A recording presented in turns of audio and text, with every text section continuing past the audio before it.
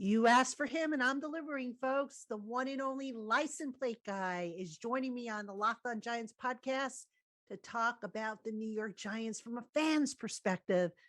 That's coming your way next. You are Locked On Giants, your daily New York Giants podcast, part of the Locked On Podcast Network, your team every day.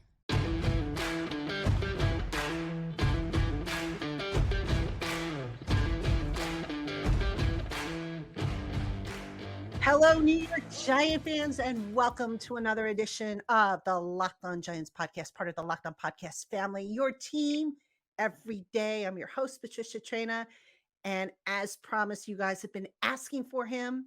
He's here in the flesh, well, actually on the screen, but he is here, the one and only Joe Ruback, otherwise known as License Plate Guy, the super fan, the guy who's constantly running different charitable efforts. Guy's got a heart of gold, and I am absolutely thrilled to have him on the podcast. Joseph, my friend, thank you. Thank you so much. Patty, thanks so much. That's what a great introduction. I might have to hire you. All right. I mean, why not? I mean, yeah, why not? I could always use a few extra bucks, right? So anyway, anyway, Giant fans, on today's show, we're going to talk about the state of the Giants with Joe, or License Plate Guy, and we'll just kind of get some of his thoughts on the direction of the team. Then we'll find out what he's got cooking up as far as, some charity giveaways. I mean, the man's constantly raising money for a variety of different charities, the TCJ Fund and some other stuff. So we'll find out more about that. And we're just going to have a great old time because, Joe, what could be better other than, of course, being at a Giant game than talking about the Giants, right? I mean, look, we're in the off season, 0-0. I mean, this is the time to get excited. I don't care if you're, negative Nancy or you're a homer or whatever. Right now, it's anybody's guess. The Giants, I believe, they improved the team, and now, now all the questions and what ifs come out, and I'm psyched for it. I love this time of year, I really do. All right, my friend. So let's just start off. We're going to start at the beginning. The Giants getting bounced out of the playoffs by those. I'm sorry, I can't say it. We won't say the team. The team that must not be named. Since then, that's so. It's so. I mean, can't believe you're going to start your show like that. It's so terrible of you. I'm only kidding. I'm only kidding. So, hey, look. I mean, the Giants outperformed last year. Yes or no?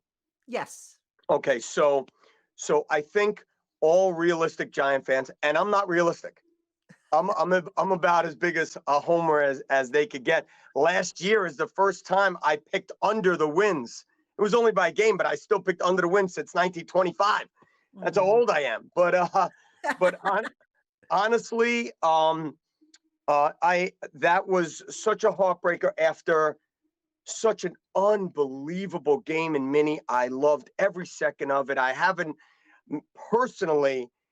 got to see something like that in many years. So it was so great to come back from Mini. Was it short-lived? I don't know. It depends how you look at it. I think everybody out there knows that the Eagles are, full of a roster that is, let's put it this way. Giants have a year or two before they're in the same sentence. And if you don't believe that, you're mistaken. That doesn't mean the Giants roster isn't filled with good players. I'm talking about filled with good players and depth. Because I don't know what Howie does over there, but the guy's unbelievable. He's getting draft picks and flipping draft picks and getting guys I'm going to hate for the next 10 years. So yeah, that we could talk about it all day. The game sucked, and I can't wait to turn the tide on the Eagles. Well, let me go where I started to go here. I mean, Joe Shane talked about closing the gap with Dallas and Philly. Do you feel that he has done that, or is he still lacking in any area? Wow, the way you pose that question is pretty good because, I mean, has he done that? I think he's doing that. I don't think he's done that. But that's he's only been here, for a cup of coffee. So he's had a couple of drafts. I think his free agency is going great. I'll let you know how the Daniel Jones thing plays out, which I think it was a good contract. I'll let you know how the Saquon Barkley contract plays out, because obviously we're going to talk about that at some point. But yeah, he's closing the gap. And I really like the way you said Dallas and the Eagles, because I do believe the Giants have closed the gap on the Cowboys. I believe that the Giants will no longer get beat up over there in Dallas and in MetLife. I think that tide is changing on that front. The Eagles, I don't know, I still think there's a year away. Yeah, and of course the Eagles this year, new coordinators. The Giants do have the benefit of having the same coordinators back. Basically, everybody's back, some new pieces on offense. How much do you see this offense for the Giants really being different from last year? What do you think is going to be the biggest change besides obviously Waller being in there? Yeah, hey, look, if you really want to get down to the meat and potatoes, if you take Waller away, okay, because he's the Giants' number one in my opinion.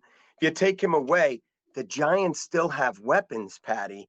And I believe, with their roster of 45 wide receivers right now, I believe that, the likes of a Paris Campbell, staying healthy, which he did last year, right?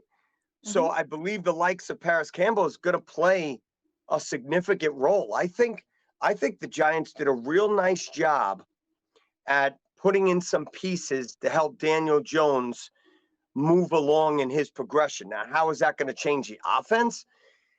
This is why I believe it's very important to sign Barkley. I believe he's an incredible weapon. Do I believe the Giants should give him an open checkbook? No, I do not. And I don't believe that's going to happen. But he is going to sign a contract, and he is going to be that weapon in the backfield, out of the backfield. Like you said, Waller, I believe the Giants go as far as Evan Neal's going to take them this year.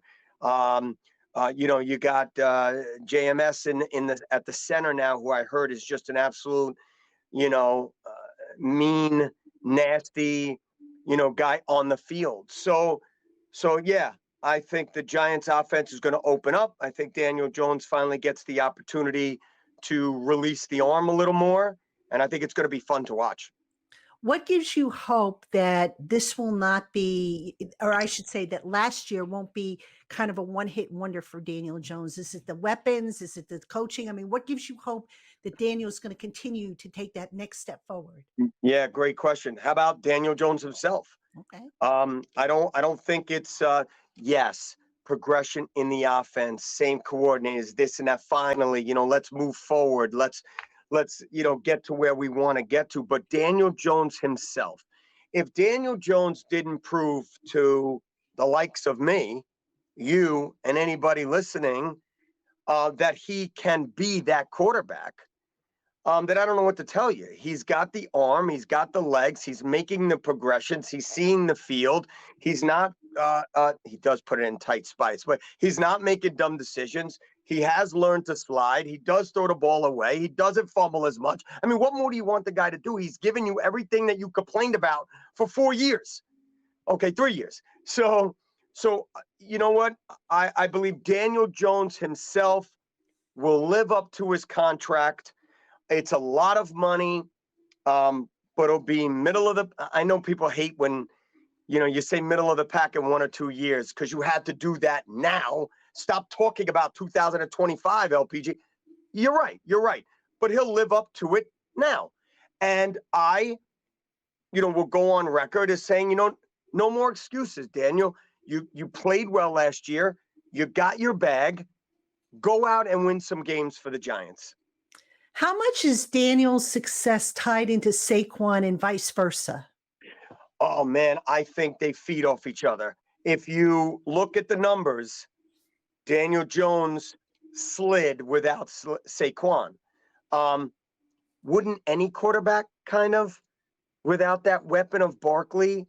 So I don't pay that much mind to it, but I do believe that not only the friendship off the field, but that stuff carries to on the field.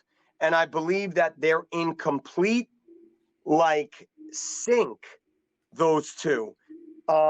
So I believe Barkley re-signing is extremely important to both of them. And I want us to stay on the offense for a little bit more here.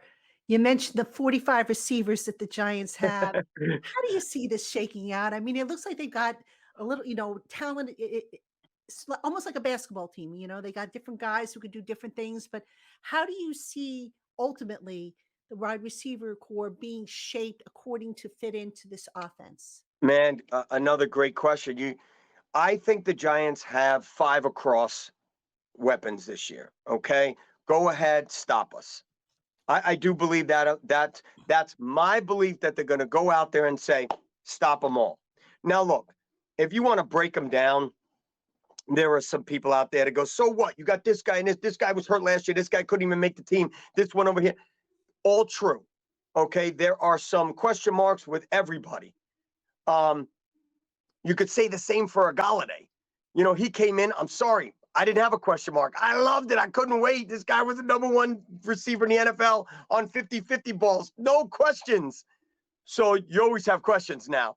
And we're all still shell-shocked at giving someone that kind of dough, and now all of a sudden we're taking it out on Barkley. But anyway, getting back to the wide receivers, look, somebody's are going to be out of a job. Yeah. And that, the talk this week, well, I don't know about this week, last week was Shep. Now, I don't see that. But of course, once social media gets a hold of one person saying it, then all of a sudden 15 people are writing the same thing. So I don't think Shep goes anywhere. So some of these guys are not going to make the team and some are going to wind up on the practice squad. Yeah, I hope Shep doesn't go anywhere. I mean, Patty, I know he's getting to the end of his career, but the guy still has value if he could stay healthy, which has been his biggest challenge. All right, so hold on, right there. First of all, Shep is the ultimate Giant. I mean, he is the longest tenured Giant. I have counted that guy out, and I should know better. I have counted that guy out multiple times, and especially last year. This guy is done. Let him ride off into the sunset. What a good dude. Such a great Giants career.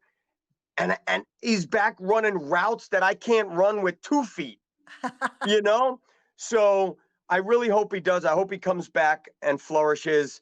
But that will remain to be seen. Could you imagine his numbers if he never got hurt? Oof. I wonder he would. Don't kill me. He would have Hall of Fame numbers if he played without getting hurt. But I guess that's the ultimate, Yeah. if. Yeah, no, I know. Love Shep though. I love everything Everybody he does. stands Yeah. for. The influence in the locker room. I mean, just I had the pleasure of talking to him shortly after he was drafted. I did a story on him, and just to watch him grow up, from being a college kid Yep. to become a man, a Yep. father, husband, and I mean, what a joy for me. It's one of my greatest, hidden joys is watching these guys come in and they mature and they grow up and they not only become, men off the field, but on the field as well. And Shep definitely No doubt. has reached that level.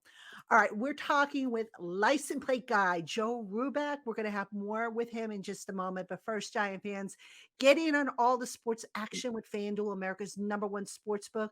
Right now, FanDuel is giving new customers a no-sweat first bet up to $1,000 back in bonus bets if their first bet doesn't win. Just go to FanDuel.com/lockedon and sign up today and claim your no sweat first bet. FanDuel offers great promotions, a safe and secure app to set your bets, and instant payouts. So make every moment more with FanDuel, the official sports betting partner of the NFL.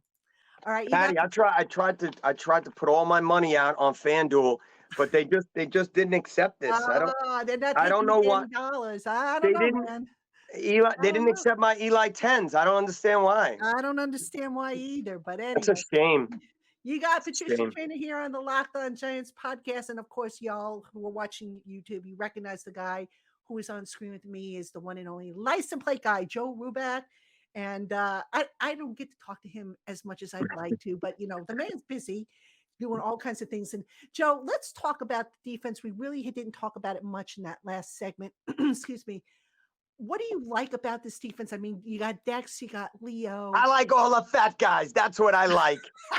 I like all the big, sweaty, snot-filled fat guys that good luck trying to run on the Giants this year. And if you want to take it outside, good luck there too. Wow. Well, I was going to say, what else do you like about it? I mean, Wink, obviously he's back. Wink is going to be Wink. He's going to blitz the heck out of you. Yeah. Do all this stuff. Just go. Just let Bobby go. Let him just blitz every single play. And what I hear about McFadden is that he's playing very well, but let's throw on the pads before we go crazy, all right? You know, but I really like what the Giants did up front. Look, you're going to go and pay your best defensive tackle a ton of money, right? Mm-hmm. You not only paid him because he's worth it, and he probably is top 2, in my opinion, in the NFL, but you also built around him. You also made sure to get other fat muscle heads to play next to him so he's not double, tripled, and quadruple teamed. And I think that's going to play very well into Wink's defense. What about the back end of the defense? Now, obviously, the defensive secondary, they lost Julian Love. The cornerbacks, you know, it looks like they're going to shake things up a little bit. They've got Deonte Banks that I think, are going to pair with Adoree Jackson. We don't know who's going to start alongside of Xavier McKinney. The slot position looks like it's up for grabs. How do you see that playing out? Oh man, I'm putting my chips in the middle. That slot comes to play in that. My guy is Darnay Holmes. Darnay Holmes has a little issue, you know. Darnay Holmes is worth a lot of money. And that's scary in the business world of the NFL. Yeah. So if some of these guys that the Giants brought in outshine, it's going to have a little bit of an issue. Who's the cornerback that I can't pronounce his name? I think really highly of him too. Who? Oruwari? Yeah, him.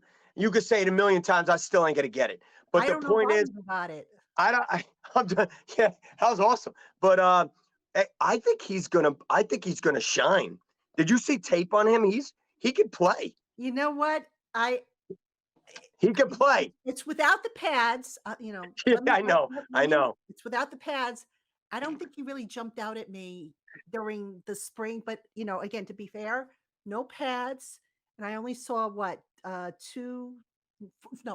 four practices between the OTAs and mini camps. So you might have saw 3 when they moved him inside. You're right, but yeah. wait until they throw him on, and he's on my list of dark horses. All right, Joe. And in addition to these young guys, what else has you excited about this Giants defense? No, just stick with the new additions, because I really want to see Banks. I really want to see him left on an island. It's funny at the draft, I'm tweeting because I had Banks on my list, but I had, Porter Jr. And I sent out a tweet because I didn't see a ton of film, but I was asking people, like, why is Joey Porter not gone yet? Mm-hmm. And everybody told me that, he grabs a lot. It's not going to fly in the NFL. And I was like, okay, cool, whatever. But when the Giants got Banks, and you side by side them, Banks is a monster. Yeah. At least compared to him. So I don't know. I kind of really want to see the way he plays. I think he's going to be extremely physical for the Giants. Yeah, I really like that pick. And it's funny, when we were doing our mock drafts for Locked On, I think I had him going in the first round. And when I made the pick, the guys who were analyzing it, they're like, oh, okay, that's an interesting pick. And here we are. It's a great pick. It's a great, and what's funny is I was torn because, I also tweeted, live at the draft, and I'm like, okay, Giants fans, we're at 18 or 19. Get ready to get your hearts ripped out, because everybody knew that the run of the wide receivers was going to take place. Yes. And there you had it. So I just, I know we're not talking about the draft, but man, did he hit a home run. after the third pick, I couldn't care less what happened after that. Well, I mean, those picks, they could be developmental picks or whatever, but I thought this was probably, and you tell me if I'm wrong here. I consider the 2000 draft class to be one of the best classes the Giants have had this century. This one, This 2023, you're 100% correct. Now, look, we could have gone back to Eli Apple days. We could have went back to Baker days. We could have went back to and everything would have worked out. We would be like, oh, this was a good draft. Remember when they drafted so-and-so? But obviously they wouldn't have drafted him. But I'm with you on that. I think this draft was a home run. Definitely. Need, and Yes, need. and speed. Can we talk about Great that? job. Great job. Speed, which was So you're sitting here talking speed, and I know you're gonna transition this to Hyatt, right? And I'm right, and I'm still mad at the heat that this guy gets. He hasn't even put up pads yet. I know. What is the problem? Why? And you know what? Look, I don't want to be that guy that says, oh, the media wants to start. I know that people have to find some stories. I really do understand that. The guy has not put on pads. Oh, he's so far behind already. Oh, he's in the doghouse already. Where are you getting this from? It's very upsetting. No, haters. You're always going to have haters. What? Haters? I don't even know what you're talking about. I never even heard of that. Well, I can give you some of mine because I'm sure no, I have enough. Thank you very much. But no, my point about speed, Joe, is going back to the question I asked you earlier in the show about closing the gap with Dallas and Philly. Those two teams have speed. The Giants, can we agree that last year the Giants' speed just wasn't in the same ballpark to keep up with those two teams? Yeah. And you know what? And talking about McKinney, who I hope comes back 110%. I mean, he already came back, but you know what I mean. Right. We're not the speediest back there. So we're not the fastest back there. So you're right. So having corners that could run helped tremendously. Big time, absolutely. And you just overall team speed, not just in the defensive secondary, but at receiver, the skill position players. Yep. So important. And the other thing that I think is very important in closing the gap with Dallas and Philly in the trenches. Can you agree on that? I mean, last year, I hate to say it, but the Giants got their butts handed to them in the trenches, especially by Philly. Yeah, and goes back to what we said before. I believe that they upgraded on the offensive side, and I believe they much upgraded on the defensive side. Absolutely, and it was much needed. And Joe Schoen will continue to fill in, the holes as they develop. But credit him this, he did a really good job. I mean, Julian Love, granted, unfortunately left, but Joe Schoen did a pretty good job of keeping the court together, I thought. Yeah, I mean that's his job, and you're always going to lose, one or two players, and maybe even a key player. But overall, you're right. He did what he had to do, and he's going to continue to do it. He inherited some of these guys, 2 guys that he had to have 3 guys that he had to have contracts with this year, and he's already got 2 done. So we'll see what happens. Were you surprised that Joe Schoen and Brian Daboll kept a lot of the guys from the previous regime? Because usually when a head coach comes in, a new GM comes in, they basically clean everything out and they bring in their own guys. But Schoen and Daboll kept a lot of guys from the previous regimes. Did that surprise you? So let's clarify that. They kept a lot of starters. And then they brought in, their Buffalo Bill guys, But Patty, and let's call it what it is. If you're a good GM and you're a good coach and you see talent, then you keep the freaking talent. There's no reason to get rid of someone because he wasn't your guy. I never understood that. I won't understand that. And I believe that they had a solid year going on their second when they realized, okay, yes, this is the one we want to continue. Yes, this is the guy we want to continue. So overall, they know talent. We shouldn't question that. I mean, I can't say we shouldn't. We have every right to question it, but there's no reason to question it. If it's good enough for them, it's good enough for us. Absolutely. Or at least it should be. It should be. I mean, and you look, they gave them the benefit of the doubt. And personally, I like the approach they took because, again, a lot of times people come in and they have the big broom out there and they're ready to sweep everybody out. Dable, and Shane said, okay, guys, we don't know you as well. You don't know us as well. Let's go through this year and let's see how it works out. And then we'll go from there. And unfortunately, it worked out. Not only are you right on the money, but some of these guys, Daniel Jones, Saquon Barkley, Dexter Lawrence, they bet on themselves, And you know what? And Dable and Shane see that, and they worked it out with them. I mean, Dexter Lawrence could have tested.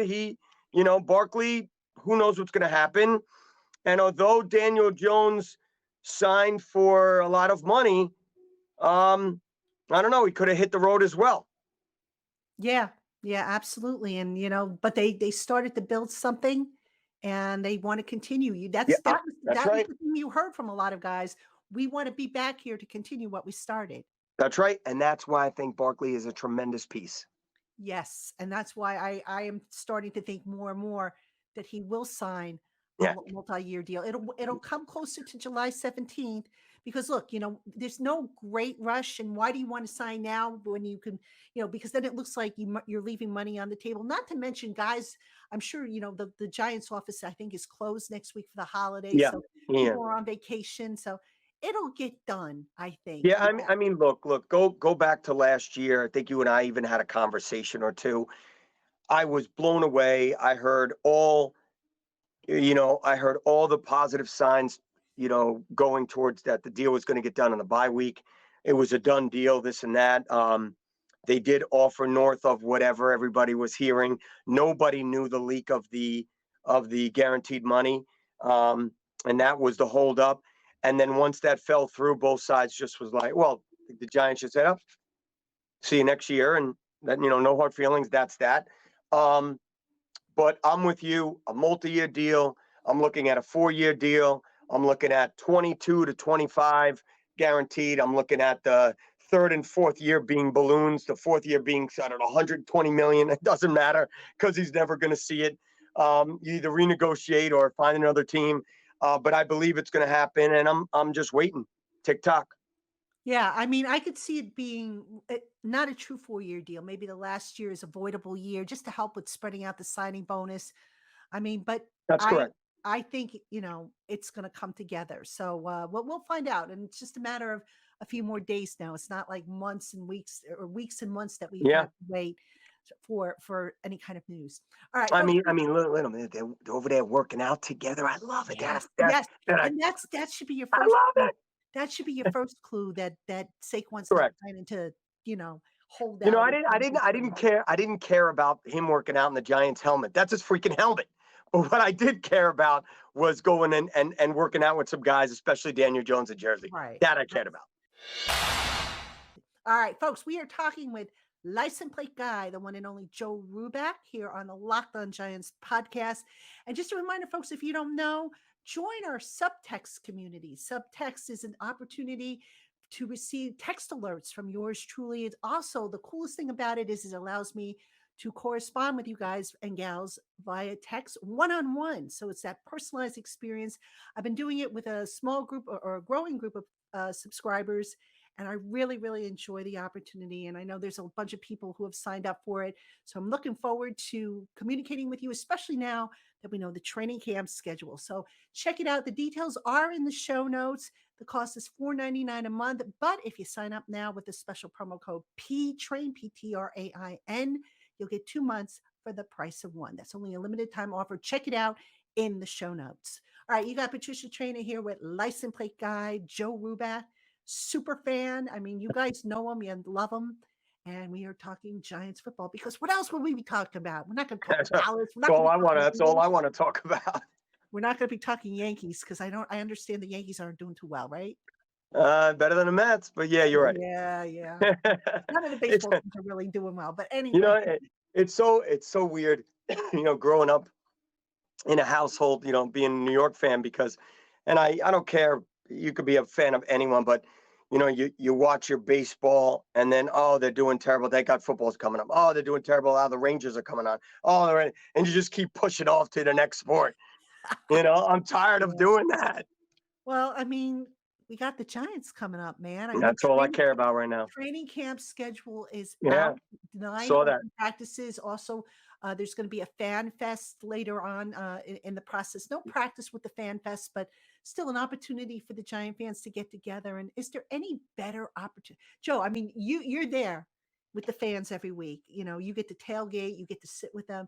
Is there anything better than to gather on a Sunday with all your fellow Giant fans from all walks of life, regardless of what profession they have or interest they have, and you all share that common interest, Is Yeah, there anything better? football's.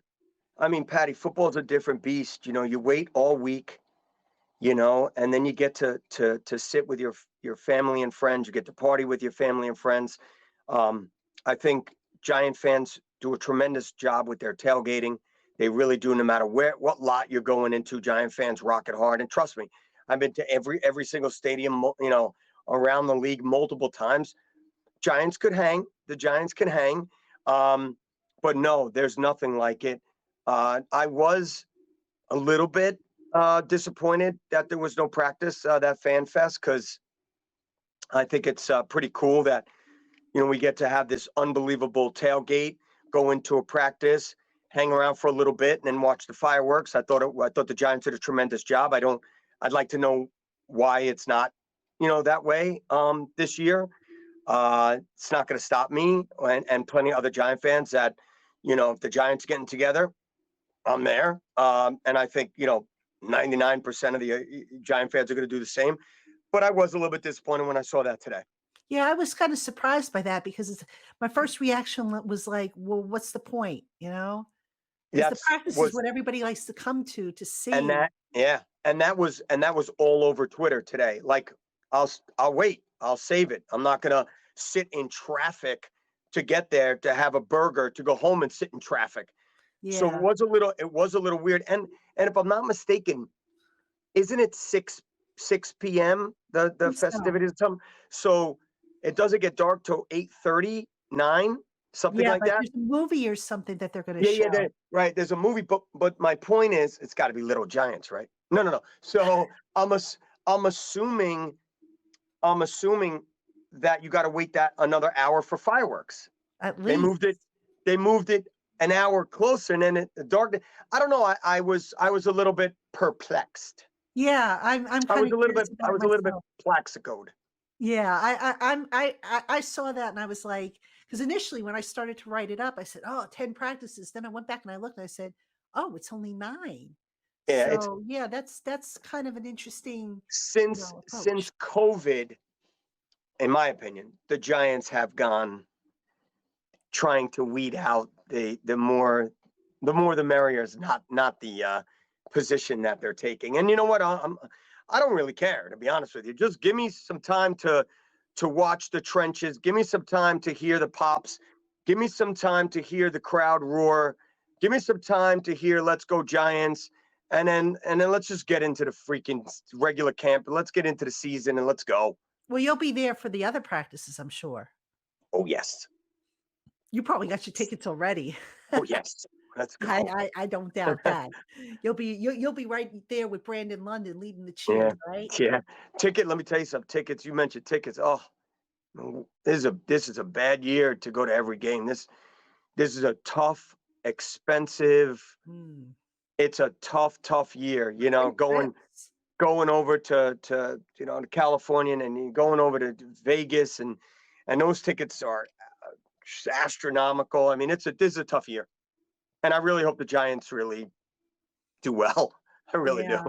Yeah, it is tough because unlike the team, I imagine you would have to come back after the Arizona game and then go back out to Frisco. So yeah, hey, look, I am more than willing to stay in the team hotel for free, which I do not. I am more than willing to get on the team plane when they come back in a week. I will not. So yeah, I do have to come back. I do have to go teach. So it does make it a little tough. However, my principal, my superintendent, I've been doing this so many years that they love the fact that I go to the California games, the West Coast, because they know that I'm going to take a red eye. They know I'm there in the morning no matter what. That's dedication. It's true. They know not to talk. Craziness, but dedication. They know not to talk to me. They know to leave me alone on Monday, win or lose. But on a win, you could approach me. After a loss and a 5, 6, 7 hour trip home, don't talk to me on Monday. Never. Yeah. Well, Joe, I want to talk about some of the initiatives you do. Like one of the things I really admire that you do is, I think you call it Dunkin' Monday. Is that what you call the promotion? You pass out the Dunkin' Donuts gift cards. Yeah. Tell us about that, and what are some of the other things you're doing? I mean, the Dunkin' thing, obviously, that's not really a fundraiser, but it's a way to kind of spread the joy, I guess. Yeah, I mean, look, thanks for even asking. The Dunkin' Monday took on a mind of its own a few years ago. Giants won. I went to Dunkin' Donuts. I put out a little Instagram. I'm like, donuts and coffee on me. Thank God there were only like 2 people behind me. And then I bought donuts and coffee. And then I think it was the next week or 2 weeks later, the Giants won. And someone hit me up on Twitter. It was like, hey, what's your Venmo? And I'm like, for what? I said it like mean, like, what do you want my Venmo? And it was like, I want to buy some people coffee. And I'm like, oh, shoot, that is so generous. And wound up getting like 20, 30, 40 bucks. And I was like, that's a lot of coffee. And then Patty, Giant fan, Giants Nation is crazy. They're so nice. The next week or 2 weeks later, whenever they won again, it was like $200. And then I never forget one week, the Giants won a roll, whatever. We got up to like $760. I maxed it to 800 on me. And then I got a call from Kyle Rudolph. And he's like, what'd you make for Dunkin' Monday? I'm like, I got $800. And he's like, you got another 800 coming now.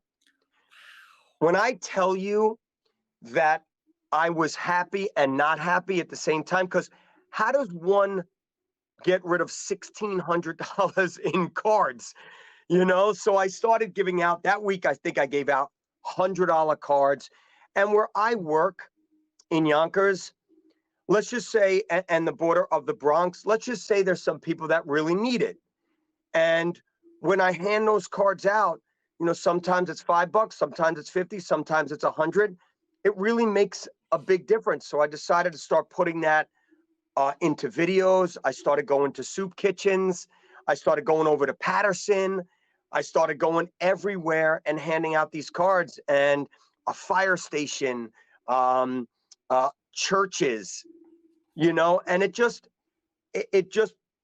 is pretty cool. And the other stuff, look, I really got into giving for charity. I think it's an extremely important piece. Why I do it? Because I have the platform to do it. I can only give as much as Giants Nation gives to me, but I keep everything above board. I keep every receipt when someone wants to see it. I keep what we got taken in. But my favorite to do for charity, and by the way, I have surpassed the $150,000 mark for charity, which I'm extremely proud of, and probably in anything that I do, that's the most I'm proud about. But what I love the best is when I give something away, like, all right, we're going to give this Jones hat away. And then I'll be like, give to mental health awareness this month. I don't care how much. It could be $1, $5, $10, $20, $500. Send me a receipt. Once I get a receipt on Twitter, I'll like it, and you're in the raffle. So I don't have to deal with any money. I don't know where it goes. I don't want to know. And then I'll just put you in, and then I'll grab you. I take my trusty lunchbox, I raffle it up, and I pick a winner. And cool. I'll tell you, people have really taken to it. So I really appreciate you asking about that. No, I think it's awesome. And what I like about Dunkin' Monday, Joe, is just based on the videos that I've seen, you give them to the people who maybe we take for granted, the people who the garbage kid. Yes. They work hard, but we take what they do for granted. And when they get this gift card, they're like, to see their faces, like, wow, somebody appreciates me, It is. I got to tell you, it's like a second job though, Patty, because first of all, there's a lot of things that you don't think about. One is I got to get up at like 4 because I give out a lot of cards before I get to work because I have so many. I'm not doing it all after work. And then I get to hit the sanitation workers that are out, the MTA workers driving the buses, the whatever. I get to hit all those people. I should put out a video of the people that tell me to F off because they think I'm joking around. No, I got this card for you. Yeah, what's on there? 50 cents. And they drive off. What's on there? Nothing. And they just drive away. Or I get a lot of like, get the hell away from me before I punch you in the mouth. I get a lot of lip. Wow. Yeah, I get a lot of lip, you know? And then if, if they're not Giant fans, I don't really want to give it to them anyway. So well, it's a lot of fun. Maybe, as it draws traction, maybe you'll get less lip and more appreciation. I mean, I hope so, man. I hope so. All right, Joe, final thoughts, with this Giant undefeated Super Bowl champions. Let's go. No, go ahead. Sorry. I was going to say, realistically speaking, that's not me. What do you realistically try now? We're with you here. What do you predict for this team record wise? Do they win the division? Do they wild card? I mean, what are you thinking? I'm gonna go with 10 solid wins. Okay. I want them to do. I am not going to get on the bandwagon of the Giants will not go as far as they did last year. I'm not going to jump on the bandwagon that says they're going to take a step back. I'm not going to join that crew. I think the Giants built something and it's going to go up from here. I know it's only one game because I'm looking at this year, like you said, realistically, and I believe that they are going to be the same team as they were last year. I believe their big step is the following year. But I'm not going to look ahead. I'm only going to deal with this year. I believe 10 wins. I believe they're in the mix for the division. I believe they're going to close the gap with the divisional wins and losses, and that is where you will see the improvement. All right. Sounds good to me. From your lips to the football god's ears. So, all right, my friend, this was awesome. I'm so glad we got to catch up. I know we had talked about catching up at some point. We finally made it happen. He is license plate guy, the one and only, the original Joe Ruback, license plate guy. You guys know him. You love him. Follow him on Twitter, on Instagram. He's also on Cameo. He'll give you a personalized shout out if you wanted. I know I'm a big fan of Cameo. I actually get cameos. I signed up for one for you though. Let me tell you something. When I first got on there, I'm like, honestly, who's gonna want a video, But I'm closing in on near 100, and I love them. Well, first of all, when you get them, you don't take it for granted. Like I want to give you a cameo that you're gonna remember, and not like, hey, it's license plate guy, go Giants. No, I want to get into it, Yeah.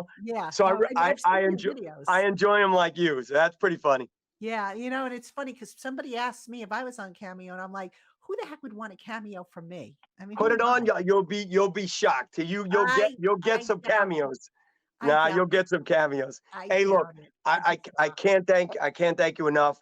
Locked On is where to be. I really appreciate when you asked me to come on. It's an honor, and anytime you want, I'm there. I appreciate you. All right, Giant fans, that's going to do it for this edition of the Locked On Giants podcast. Make sure you keep it here. We still have shows for you. Got a very interesting guest coming up on the program. You will not want to miss. So for Joe Ruback, I'm Patricia Traina. We will see you tomorrow, Giants fans.